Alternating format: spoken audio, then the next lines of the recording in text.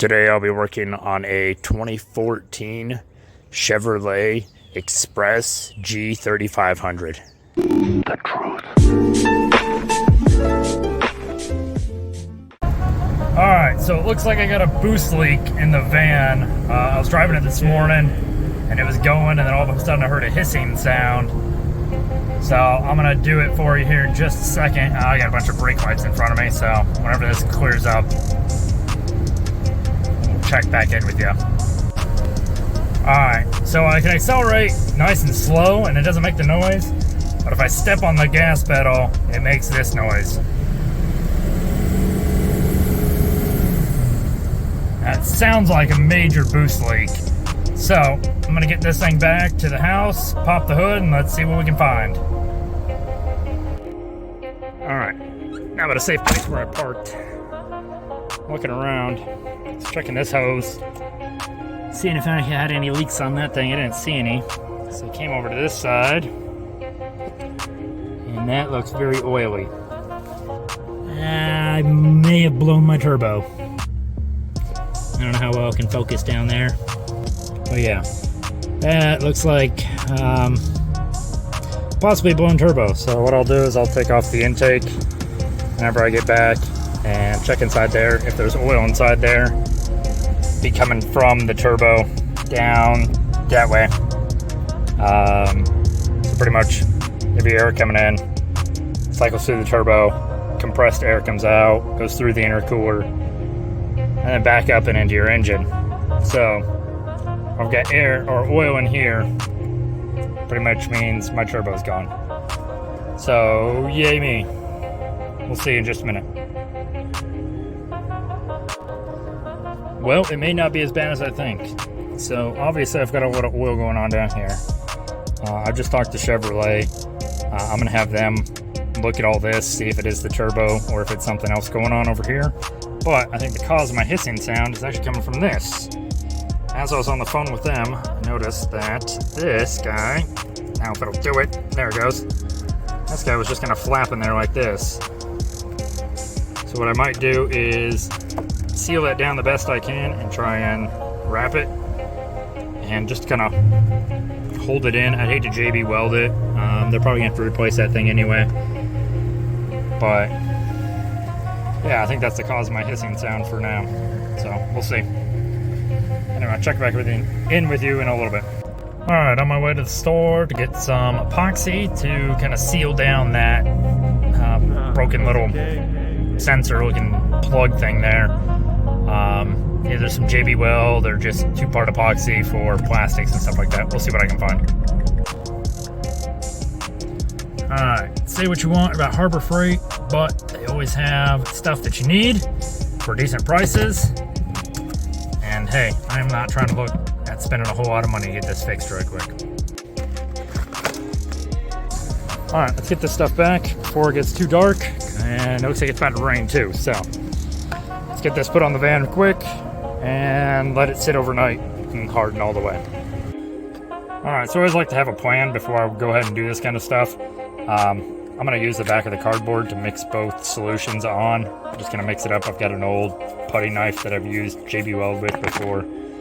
But I'm just going to goop it very sparingly, pretty much around this O-ring area. And then I'll go ahead and put the sensor back in because it actually broke. And I don't know if you can see it. There's a lip right here and a corresponding missing part of the lip right here. So match that up. If it'll focus. Match that up, kind of press it in, and then I'm just gonna put a little bit of epoxy on the outside as well. I don't want to get it on the actual sensor itself. Go figure, because that will block how the sensor reads. So let's go ahead and I'm gonna halfway clean up the surface area here, just so the adhesive bonds pretty well, and then we'll go ahead and mix it up. Alright, now that I've cleaned both surfaces up pretty well, I'm going to go ahead and start mixing my epoxy.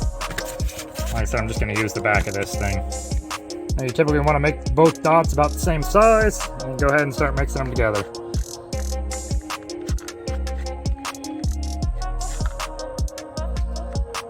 and go ahead and we're gonna apply it to our area. Go from there.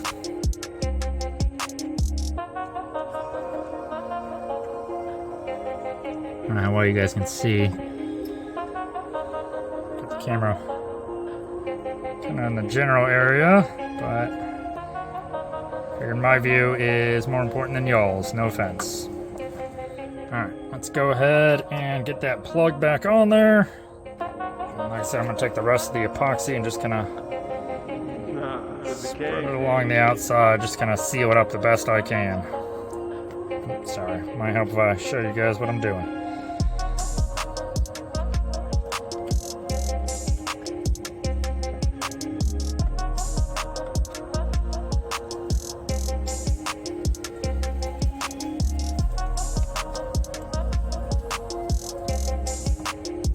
Alright, now we're gonna let this stuff dry. This one says wait 24 hours for full cure, but after 10 to 15 minutes it should cure decently. So yeah, we're gonna leave it at least all night, good 12 plus hours, and I'll check on it again in the morning before I take off. But that should help hold until I can get it to the Chevy dealership on Friday. I'm actually taking it over there to them because I want them to look at that oil leak I've got going on down here. It's quite nasty. Just coming off of my finger, but it goes all the way down there. So I have a feeling might be a blown turbo or something too, which caused a bit over boost and popped this guy out of its place. So yay me, but we'll see what they say and go from there. Alright, well, I've got an early morning this morning, so it hasn't quite been a full 12 hours since I applied that adhesive, but it has sat all night, overnight, so I haven't heard any kind of hissing noise from the engine bay at all yet, and right now I'm just sitting in traffic, but I have been cruising a little bit, so fingers crossed that everything stays the way it should, at least until Friday, and then get it to Chevy and they can order a replacement part. I would replace it myself, but I want them to look at a couple other things while they're in there, so might as well have them do that at the same time. Alright, I had another job site for the day, but I wanted to come check this out. It has been holding up so far. It's still a little bit tacky. I don't know how long it's going to stay tacky, but it's definitely holding up to any kind of boost I've driven it. I haven't driven it the van too hard. I've had to go on the interstate a couple times, but it's sticky, but it's not like not molding at all. So it seems like it's holding a good seal on there, and as long as it lasts till Friday, I'm good with that.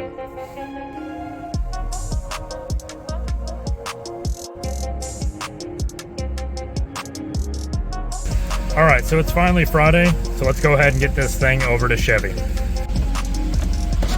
Alright, let's take a look at the new part that they put on. Prop up the hood right quick.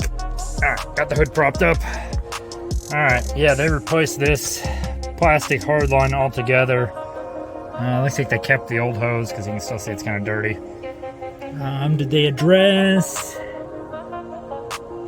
Nope, did not address the... I don't know how well you can see it down there. The oil residue I got going on down there.